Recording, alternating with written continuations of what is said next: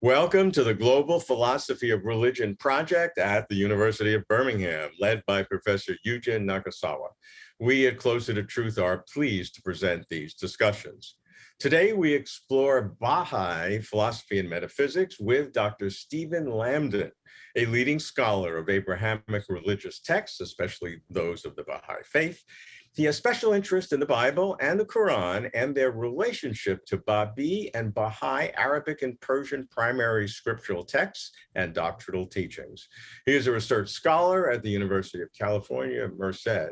Stephen, welcome. We're going to stress understanding Baha'i philosophy in its own context, and then, if and where relevant, in comparison with other religions. It is important for our Global Philosophy of Religion project to interrelate traditions by eliciting responses to similar theological and metaphysical questions.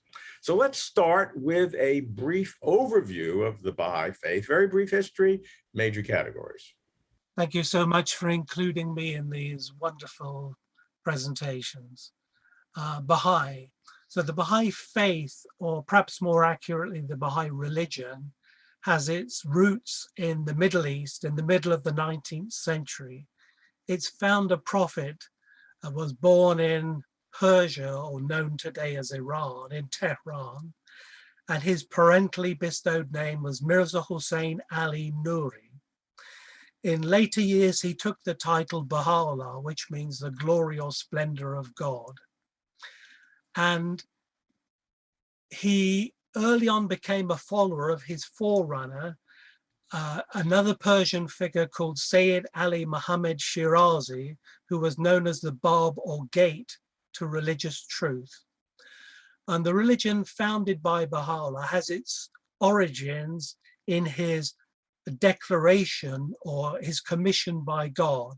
This took place not far from the banks of the river Tigris and not far distant from the city of Baghdad, historically known as a city of peace. And it's significant that the founder prophet Baha'u'llah mentioned as part of his initial proclamation of his religion that religion should never be spread by force or by the sword, and that it should be spread by the communication of spiritual teachings which contribute to the advancement of civilization. He spent most of his life outside of Iran, in fact, as a prisoner and an exile in what was then the Ottoman Empire. He lived some time in Istanbul or Constantinople. He moved to Edirne in Turkey, and his final place of exile was Syria, Palestine, a place called Akko or Acre in the north, what is now northern Israel. And so he was 40 years a prisoner and an exile, and his title, the splendor or glory of God, this is what Baha'u'llah actually means, has connotations of millennial or eschatological significance. The Baha'i faith is a theistic religion. Baha'u'llah claimed to be sent by God and to communicate aspects of the will of God, because he taught that God is never silent, never remote, and never abstracted, in the sense that from age to age, he communicates with humanity through chosen human beings who communicate a sacred writ or sacred scripture. So relative to past religions, Baha'is accept the truth of the major world religions, including so-called Abrahamic religions, including Judaism, Christianity, and Islam, and their major founder figures, Moses, Abraham, Moses, Jesus, the Prophet Muhammad.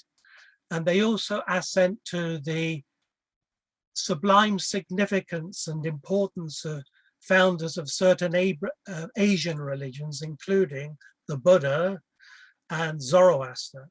So a Baha'i is somebody who not only assents to this new founder prophet figure, but others in addition to that.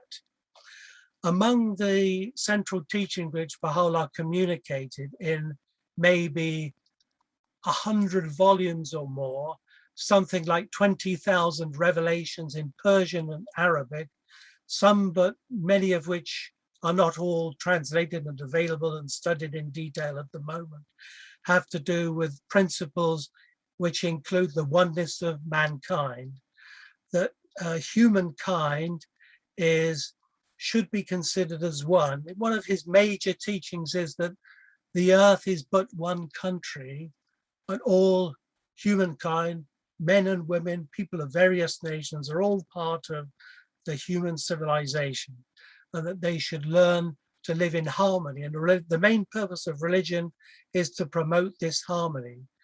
In Baha'i sacred writings, it even said, if religion is not the cause of love and unity and harmony, it's better to be without it, and to withdraw from such a religion would be a truly religious act. So this idea of harmony and unity is very, very central, but other teachings include things like unfettered search after truth, that it's a duty of everybody to seek the truth in ways which give importance to science and philosophy, such that we seek truth with open-heartedness and without prejudices of race, creed, kind, and so on. So the elimination of prejudice, and this prejudice should be eliminated on a national, international level, so that eventually a world government and an international court of justice, not simply regulated by nationalistic concerns, but by the well-being of all humanity, a world government for that purpose and an international court of justice are among the major Baha'i beliefs. The elimination of the extremes of wealth and poverty, such that certain segments of humanity, some countries, some peoples don't have all of the wealth and others exist in extreme poverty, that somehow has to be transcended and re-regulated such that there's a greater level of oneness amongst humanity. The harmony of men and women is also central, so that the move towards the oneness of humankind necessitates the harmony of men and women in ways which give precedence to female values, as well as the heritage of centuries of patriarchal perspectives, which are not always in conformity with modern ways.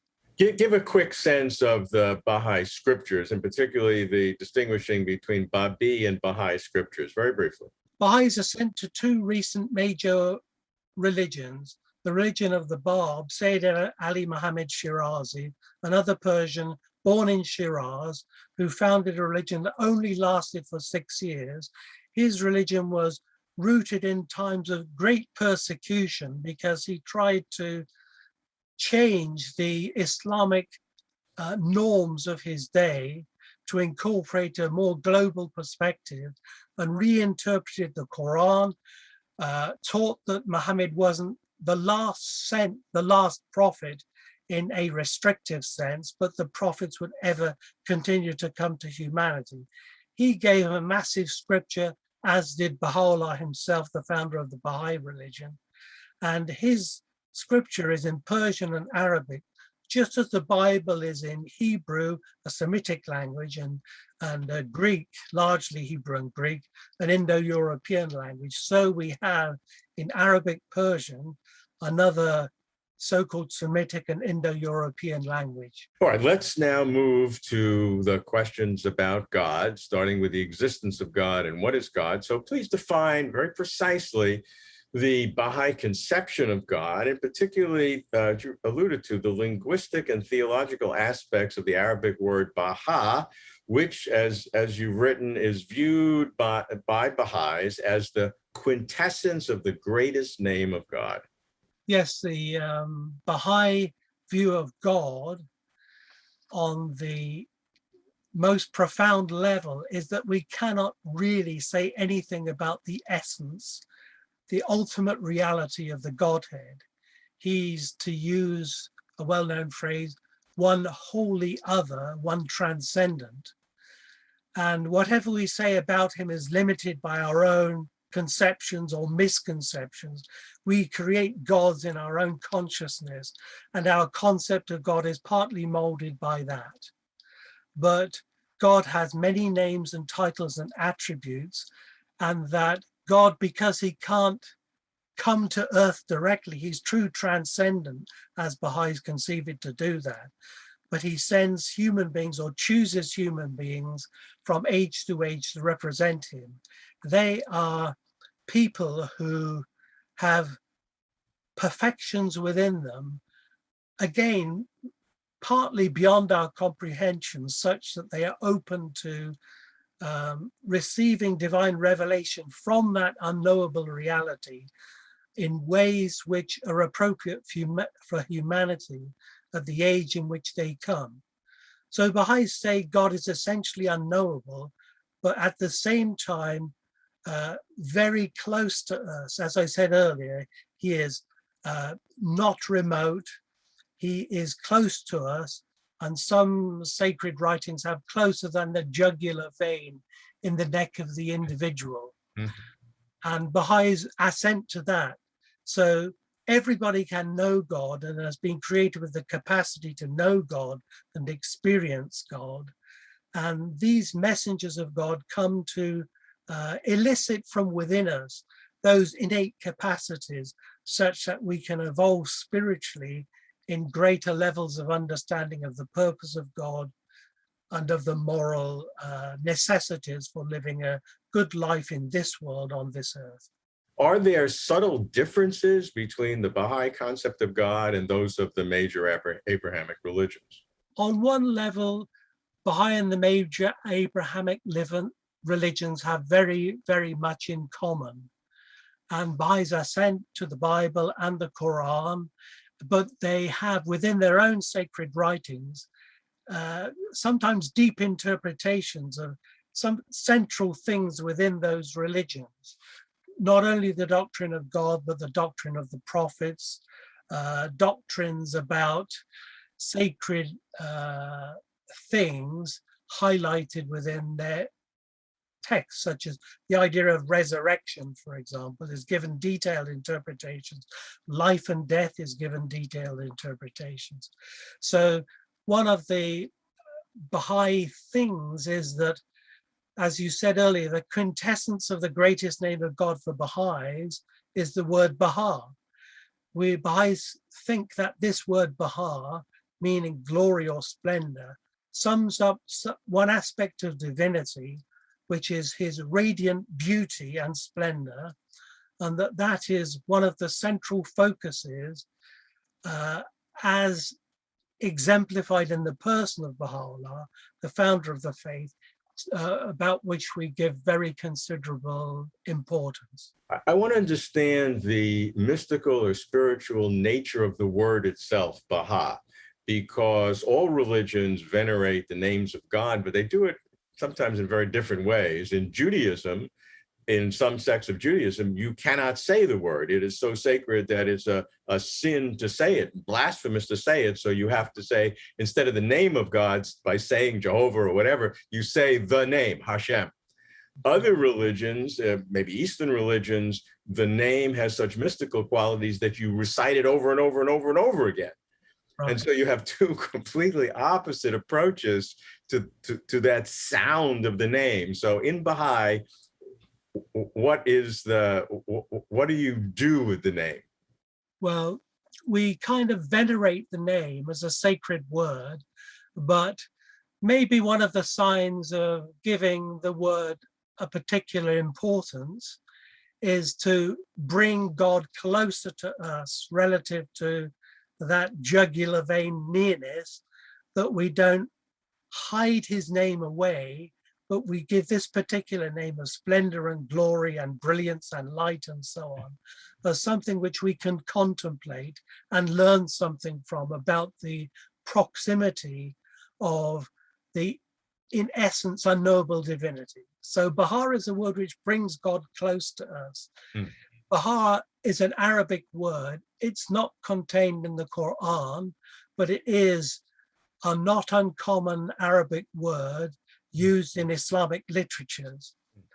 And Baha'u'llah, the founder, singled out that word as the special designation of himself because of the expectation that in the last days, the end of time, the splendor or glory of God would come again, like in the book of Isaiah, and the glory of God will be revealed, Kavod Adonai in Hebrew, and all flesh shall see it together. So it's a kind of motif of fulfillment relative to this Shekinah, this glory, this brilliance of God coming to earth in the fullness of his splendor in the last days. So Jesus also said that he would come with great power and doxa in Greek, or glory. So again, this motif comes in. So this is why the word Baha has this particular importance. What is the relationship between the tension between an apophatic approach to God, we can only know God in the negative, which you've mentioned, and the cataphatic approach, which says there are positive things that we can know about God? This has been a tension in the Abrahamic religions in general. How does that tension in the Baha'i faith compare to the other major Abrahamic traditions?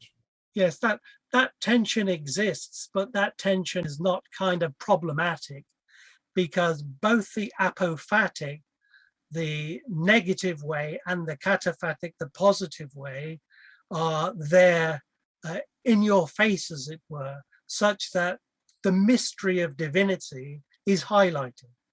And religious devotees can experience feelings of awe and wonder in the face of the incomprehensibility of God. This is very much underlined. But because God doesn't wish to remain silent and abstracted, the cataphatic dimension comes through relative to his human messenger. So Jesus was a human being, Muhammad was a human being, Buddha was a human being, and Baha'u'llah also. And the humanity of Baha'u'llah, the life of exile and suffering and how he coped with that, gives us an object lesson about the cataphatic dimensions, the positive, knowable dimensions of divinity. So Baha'i's ascent to the negative side and the positive side. The positive is centered in the messenger, the negative, the mystery of the Godhead. What's the role of religious or mystical experiences in the Baha'i understanding or worship of God? The mystical experience is something of profound and central importance for Baha'is, who have it basically that all religions have a fundamentally mystical heart to them, and Baha'i is no different. So, for example, some of Baha'u'llah's writings, which we've only tangentially mentioned earlier, are mystical in nature. He communicated or wrote one book called The Seven Valleys, Haft Vadi, in which he highlights the different stages in human progress from the search to nullification of the limited human self relative to the Godhead.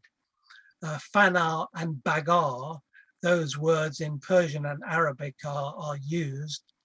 And so that book kind of enables Baha'is to think about this mystical dimensions of human life and how they transition from search, love, unity, contentment, wonderment, true poverty, and annihilation before the mystery of the divine.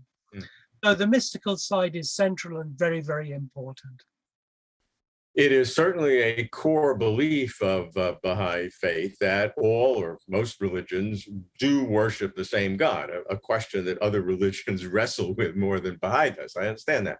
So from the Baha'i point of view, what are the implications of this pluralistic belief, and what do you do with the obvious contradictions among religions? Yes, well, it would be a hard-hearted thing to say that other religionists who worship God in their own way, as it were, are not really worshiping God.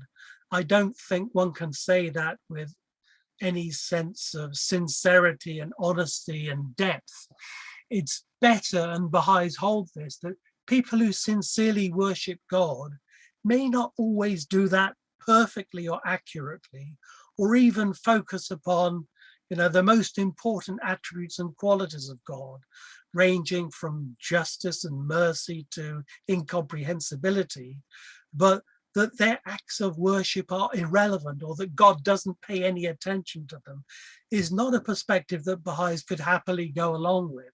Rather, they would say that the sincere worship of God from any human being on the planet is something which God respects and will respond to, because he's not abstracted, and he responds to every human being in their own concept of religiosity.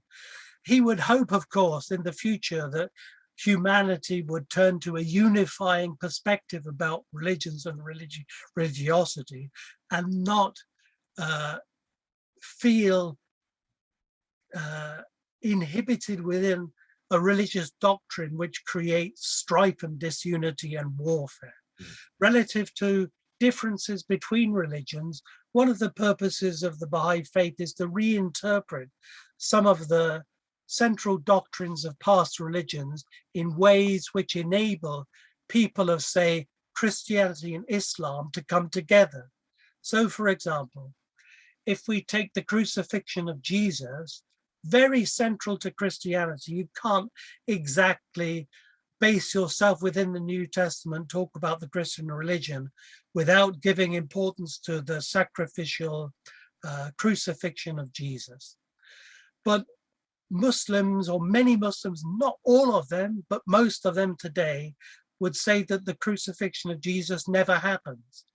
This is based on a couple of words in the Qur'an, shubbiha lahum. It seemed to them that they had destroyed Jesus. And the Baha'is take that shubbiha lahum as not meaning it seemed, in the sense that it wasn't really Jesus who was crucified, but they only seemed to destroy Jesus and his religion when they didn't really do so. So they take that Quranic verse not as a denial of the historicity of the crucifixion, but as a sign that the enemies of Jesus didn't do away with the essence of his message and religiosity. And so Baha'is affirm the crucifixion and its salvific importance, and they would ask Muslims to think again about the history of the interpretation of the Qur'an in ways which will enable them to dialogue with Christians more adequately. Very, very briefly, the Trinity as well is something which Baha'is don't accept like Muslims. So we go along with that, but we don't believe in the essence of divinity becoming human in a messenger figure like Jesus of Nazareth. We do believe that God operated through Jesus, but not that his ultimate essence did so, as some ideas about Trinity presuppose. So we have our own Christology as well as our own doctrine of the Prophet Muhammad and other figures, but we see Jesus in ways which affirm his sonship and divinity, but don't do it in ways which compromise the transcendence of the deity. Let's talk about the traits of the Baha'i God. Is it proper to describe God as a person, a tension within Christianity, for example? Is God a personal being with personhood features like awareness, intent, and will? It's true to say that some of the statements, authentic statements of Baha'i belief, have it that we believe in a personal God, not just, as we've said, an abstracted, bloodless phenomenon, but it's a very personal God who is interested in every human being and in all nations and all humanity. And the person of the Godhead is especially focused in that cataphatic sense in his messenger. So the teachings of the messenger have a direct bearing upon how one lives one's life, how one relates to other human beings, in which we try to see the image of God reflected in them and to draw closer to God and worship God more adequately through a love and respect for them. And in that way, It's a personal God because we relate to God in other human beings and in nature and through intellectual developments and evolution, like science and philosophy. We experience God spiritually through deep, truthful realizations about reality. So it's a very personal God.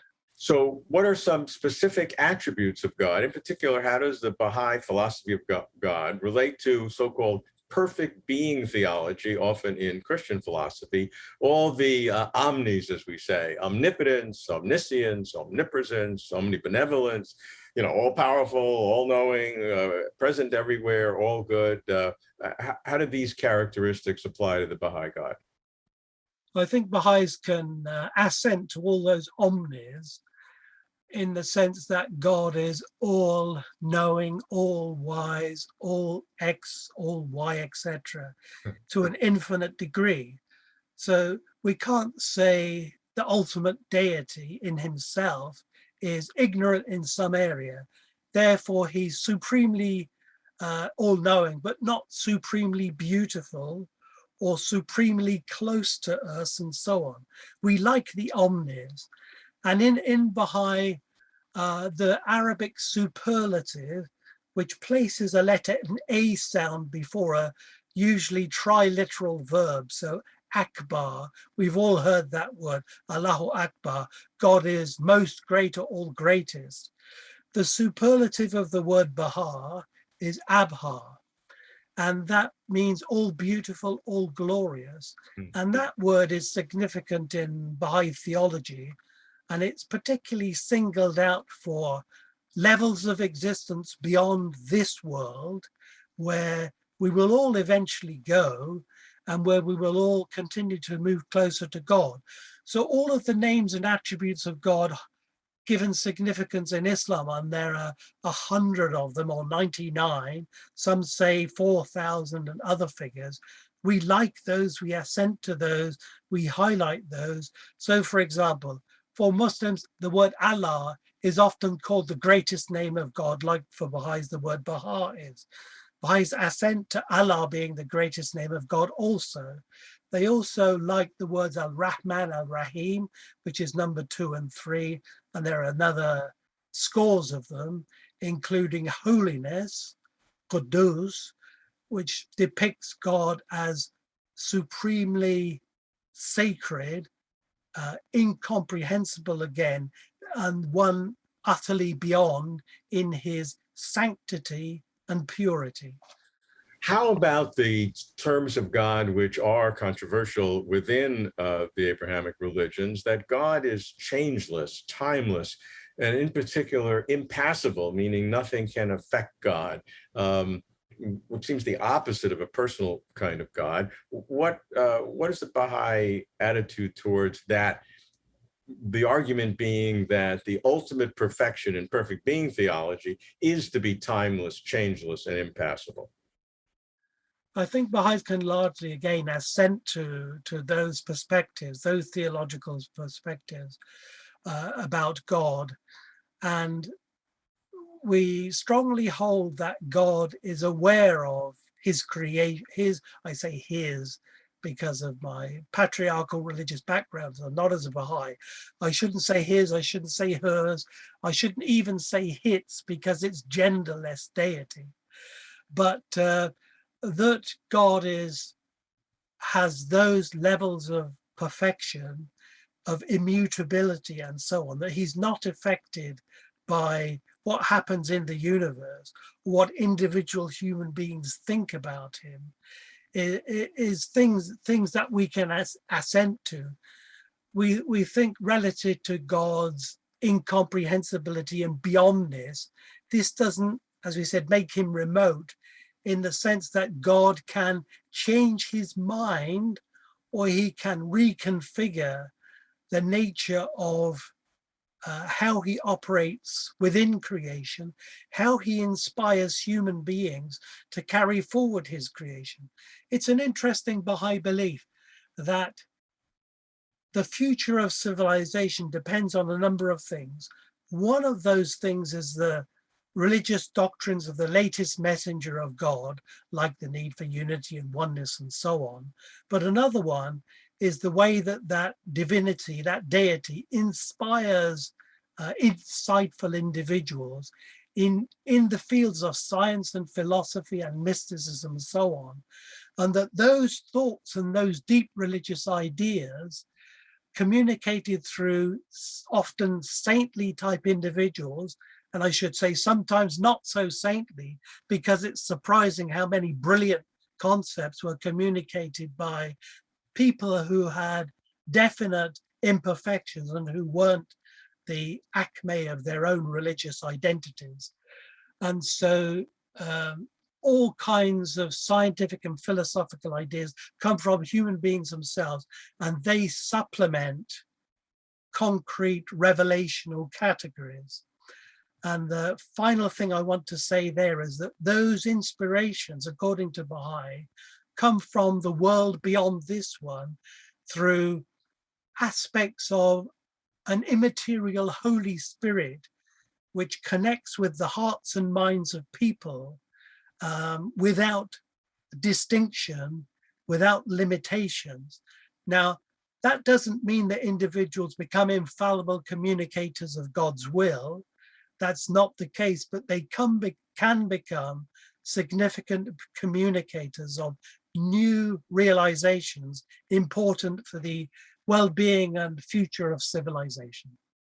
Let's talk about the actions of God. So first question, obviously, was the world, all the physical reality, created by God? Did the universe have a temporal beginning? How did God create? If God did create, was it from nothing, ex nihilo? Or was there always sort of stuff around in addition to God? Baha'u'llah himself was asked this question a number of times, and his reply is like this, that creation is without beginning. It has no beginning. But on another level, it does have a beginning. The sacred books say that, and we can interpret them in various ways.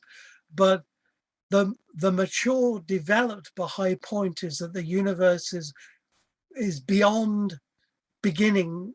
It doesn't have a beginning, and it won't have an end either. It's without beginning and without end. God is timeless, beginningless, and so he's always been a creator and always will be, and he's active in his mode of being a creator relative to human beings, individuals, and relative to nature, and relative to other worlds beyond this one, which interact with it all the time. So there's an interesting verse of the Qur'an which says, God is about his mode or activity every day.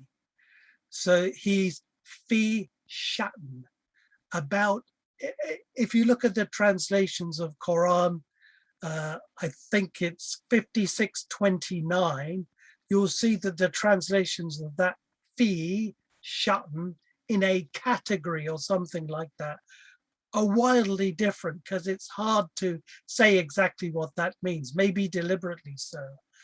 And so Baha'u'llah quotes that verse quite frequently and gives assent to it, that God is active all the time, and even the seeming ordinary nature of this life and the things which happen, really lurking, although that's not the best word, of course, behind that are forces and powers, some of them controlled by God through other individuals or through his own ways, which cause certain things to take place. Does this mean that God, in some sense, is part of the causation process in the physical world, the doctrine or the philosophy of occasionalism, which has been extant, particularly in Islam? And so what is causation in Baha'i? Causation, as I think everybody who even begins to think about it realizes, a complicated matter. But the primal cause, if one associates with that God, or God being wajib al-wujud in Arabic, the necessarily existent, is a being in herself, which is prior to everything and is the cause of everything. So God being the ultimate cause, Baha'is can assent to that. Though exactly how that happens and in what mechanism, both in terms of nature and in terms of human beings and their consciousness, is hard, if not impossible, to pin down. So are you saying that the physical world in some sense is co-temporal and co-eternal with God, even though God caused it, both have this co-temporal eternity as part of their essence? Yes. Okay. Yeah, we say that nature is itself a manifestation of God, and that concerns with nature, the scientific investigation of nature, are all ways of uncovering, as it were, the wisdoms of God within that universe. Yeah. So if the belief is that God could not have not existed, the definition of necessary existence, does that same cannot not have existed, necessary existence apply to the physical universe as well as it does to God? Yes. Baha'u'llah himself explained that, and he stated that the existence of God, him, her, itself, presupposes the existence of a creation, and that both have always existed and will never cease to exist. If God would cease to sustain the physical world, which is a doctrine within other Abrahamic religions, everything would disappear, to be overly simplistic about it. But that would not be the case. I know God cannot disappear, but if we, for the thought experiment, say God could disappear in the Bahamic conception, the physical world would not disappear. Was that a fair statement? It's a fair statement. It's a logical statement, but as I think you realize, what I'm going to say is it might be logical and it might cohere in a certain level, but to say that God, if you remove God from the equation, as it were, right, and then you extrapolate on what might be to a certain level of being, right, it's not a way to go, because okay. Baha'is can't imagine the non-existence of the Godhead, or how things would be if that didn't happen. To be fair, what you're saying is that the creative aspect of God, which you say happens every day, that God is continually creating, is the molding or the manipulation of this physical existence into new worlds or new people or whatever else. That's the creative part of God, not creating all the stuff originally, because that was always there. Yes, yes. Well, you can say that God is both creator and destroyer all the time, in the sense that creation and non-creation, or the opposite of creation, is always taking place in the universes of time and space which we know. And so God is positively creating and uncreating, because uncreating is part of being a creator as well. And I think Baha'is can think on that level as well, yes. Okay, let's change orientation a bit and ask how the Baha'i philosophy addresses the famous problem of evil. How could there be evil if God is all powerful and all good? Very, very interesting question. And Baha'is believe that evil exists within the human world of creation, and that there are evil human beings or people with evil inclinations. They say that human beings are essentially twofold. They have a higher nature and a lower nature. And the higher nature is one which enables humankind to express positive things, but they have a lower nature. Everybody does. But that lower nature in itself is not a real existing thing. It's the lack of perfection. It is imperfections of humility, imperfections of kindness, imperfections of generosity. All human beings have those in various levels. We can all strive for perfection, and that path to perfection, which we say has no end, involves levels of imperfection, which we call evil in inverted commas. But that there is a controlling Satan figure. Baha'is reject that, and they reject the existence of demons and jinn in the sense of ontologically real beings which have a negative impact in the universe. Does the Baha'i God intervene in human affairs, whether it's the lives of individuals, such as prayers or miracles, and then the history and fate of nations? We believe that he does. So the greatest interference, as it were, which is catastrophic and revolutionary, is his sending these prophet figures from time to time. Like Jesus, you can think of as a great revolution. He turned things upside down. When he was in the temple, he knocked over the money changers. And you can take that as a kind of sign that these prophet figures come to precipitate change. Baha'u'llah is essentially the same.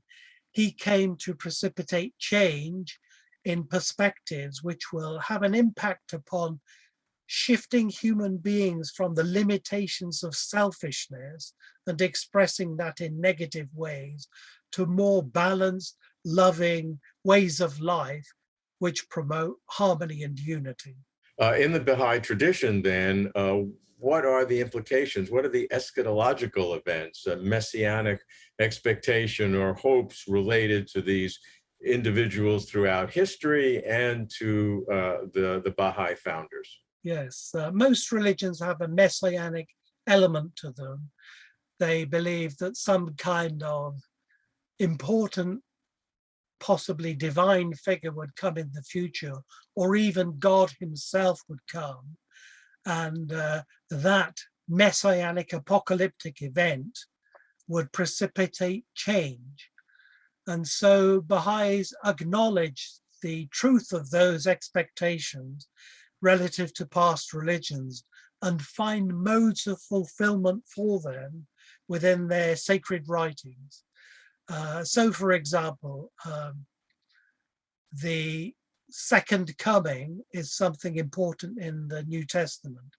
In Islam, the advent of the Mahdi is an important thing. Even in the Zoroastrian religions, there are messianic expectations.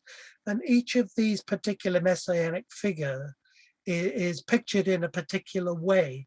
He's supposed to come in with certain qualities in a particular place and give a more perfect message, and then molded according to the historical times at which those messianic expectations were configured. And sometimes they're contradictory in a vast body of literature. So Baha'is say, yes, the messianic expectations as we see it have been fulfilled in the persons of the Bab and Baha'u'llah, and the more apocalyptic things have likewise been fulfilled, often in an allegorical and spiritual way. They look to some future event. I read one place, every 1,000 years, there is some kind of intervention that God does through one of these prophets that tries to change things. Yes, exactly. So a catastrophe and a millennialist kind of event happens from era to era. There will always, Baha'i is not the last religion. Baha'u'llah spoke of an infinite number of future prophets coming after him, and it would take some time before the next one would appear. So it's true to say that we do have these millennialist expectations and that they would continue to take place. But things like the end of the world will never happen as Baha'is conceive it, because it really means, and even in the original Greek has these connotations, the end of the age or the consummation of the era. We don't think of the end of the world, but the holy books do put it in those terms and very graphic terms. And we go along with that and we give interesting interpretations to things like the crushing of mountains in the apocalyptic era means things like men of renown, great religious figures, will become relatively insignificant with the new values of a new religion, promoting human freedom and individuality in their search, rather than the importance of clerical figures to determine somebody's religiosity. In the Baha'i Faith, what is personal eschatology? Is the soul immortal? You've written that for eternity, this soul, I assume our immortal soul, is capable of evolving through an infinitude of worlds beyond space and time. Yes, this is something clearly stated in Baha'i sacred writings, that from the moment of conception, the soul of the individual, the essence of the individual, comes into being as a creation of God and is linked with the sperm and the ovum somehow in ways we don't really understand. And from that point in time, the individual has a real existence and has an eternal existence.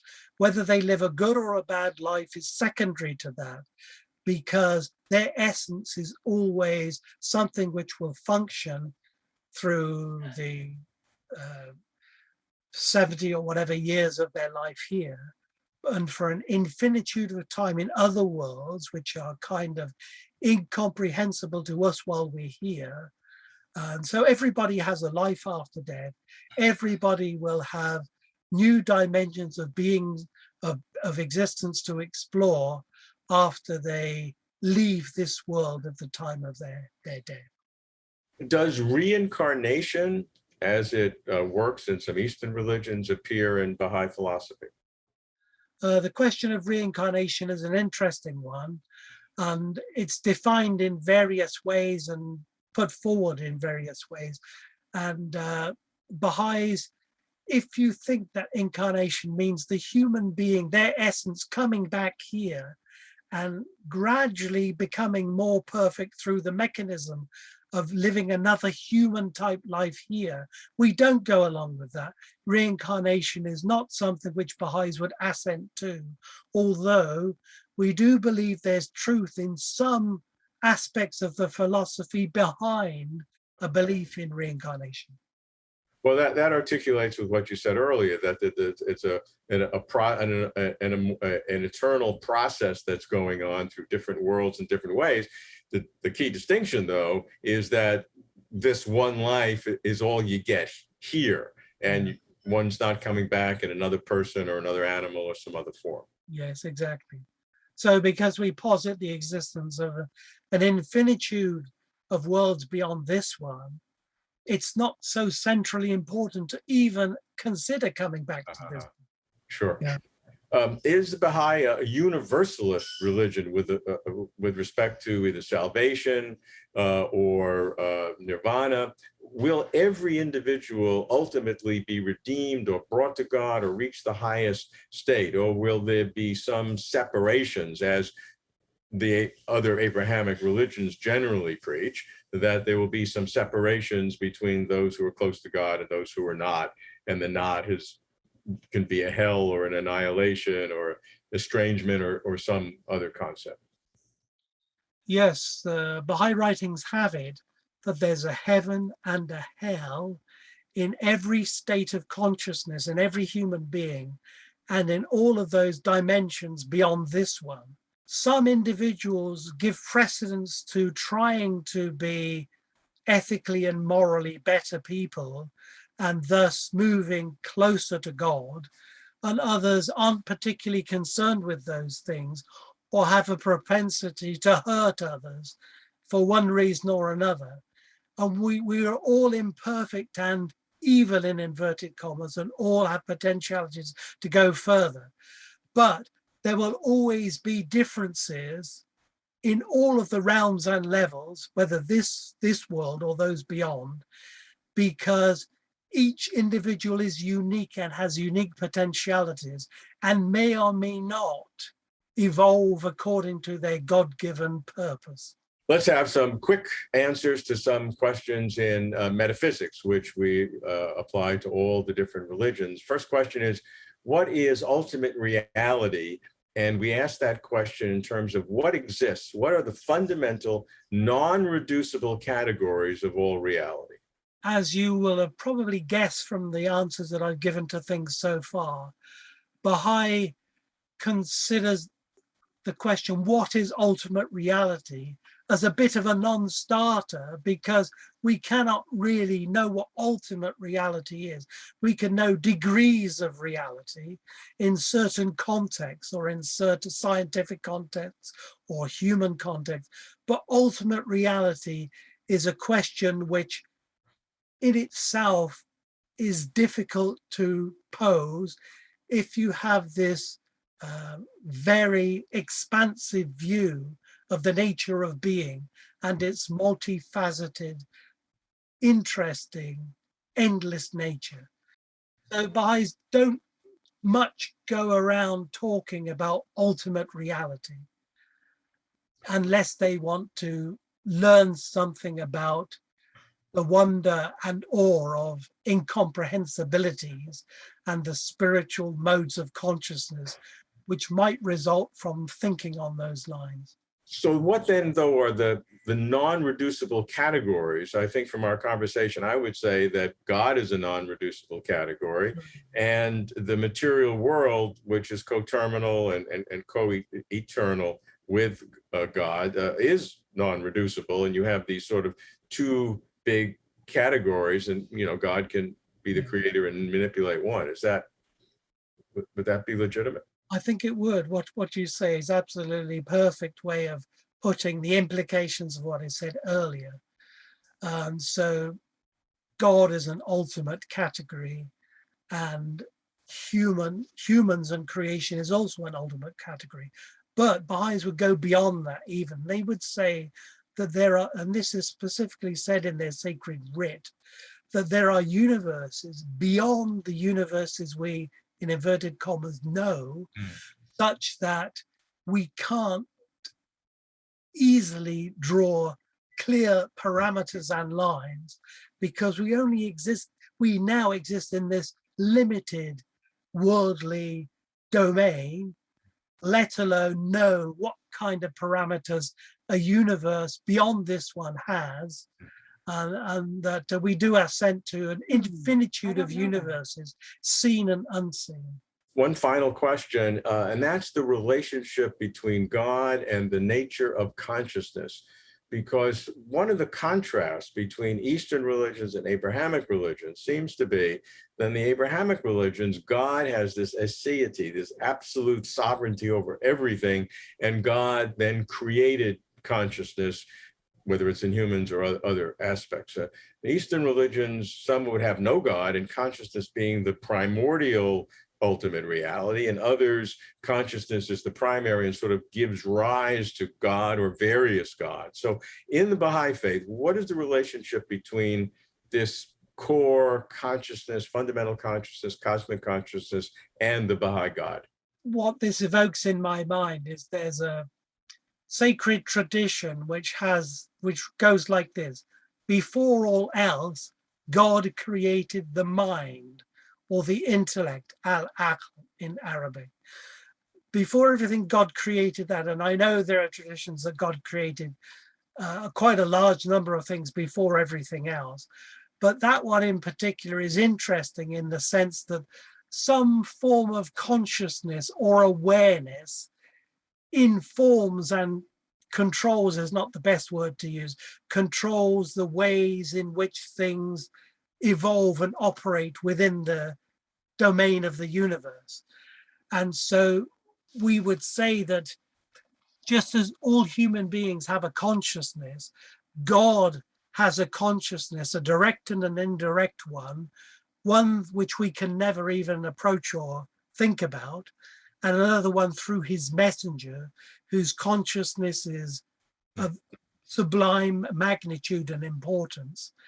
And so notions of consciousness are really important. One thing I want to add here is that Baha'is have yet to do a lot of work in the field of Buddhist and Hindu and Asian religious philosophies, which have different concepts of these kinds of issues. They are really, really important. And Baha'is have to interact with those and not to bypass them, give great importance to Hindu and Buddhist thought, and we've yet to move more in that direction, but I'm sure that will happen as time goes on. A new legitimate Baha'i thoughts about consciousness and God and knowing and unknowing will come about. Well, God may be timeless, but we are not, and we are out of it. And so, Stephen, I really appreciated our conversation. The Baha'i contribution to the global philosophy of religion is important. It is the youngest religion in our series. We're very pleased to have you here, and we look forward to further interactions. Thank you so very much.